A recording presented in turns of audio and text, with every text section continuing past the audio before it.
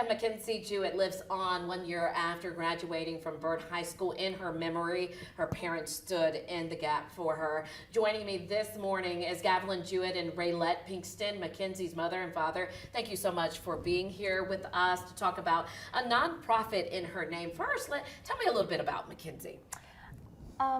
Mackenzie actually, she was a very lovable kid. She loved people, she loved to laugh, she loved basketball. She was very active despite her circumstances. She had a heart transplant at 10 years old. Wow. But despite all of that and what she had to endure, she loved life. She was full of joy and laughter and just loved her family and just loved to have a good time. So a part of why we started the nonprofit is to continue on her legacy, to continue on the life that she had, and to spread that happiness and joy to everyone else. Yeah, Gavelyn, after the heart transplant, in the pictures, it just seemed like she continued to remain positive and have a smile on her face. Yeah, she did. She just exceeded all expectations, defied the odds, and I think that's what I most remember about Mackenzie. No matter what the doctor says, she just continued to persevere on. All right, so we are holding a 3-on-3 basketball tournament. We are. Oh, tell me how you came up with that. So again, everything revolved around Mackenzie. That's what we are actually incorporating within the nonprofit. So she was a baller. She played basketball a majority of her life. She played in middle school as well as high school. And so that's where the first event that we're hosting, the 3-on-3 basketball tournament, came in. What better way? It's on her birthday. I just was yes. September 23rd, right? September 23rd, yes.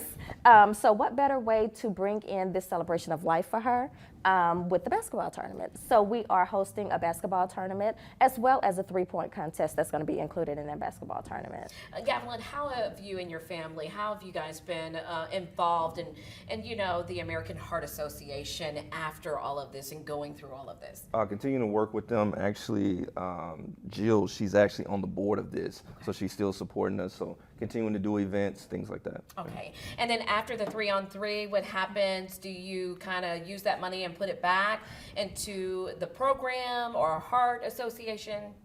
So actually, the purpose of the nonprofit is one thing. We actually started a Mackenzie Memorial Scholarship Fund at CE Byrd, and so that's one of the avenues that we are going to disperse the funds. But also, the heart of the nonprofit is. So Mackenzie, just like everybody else, she had to persevere through a lot, right?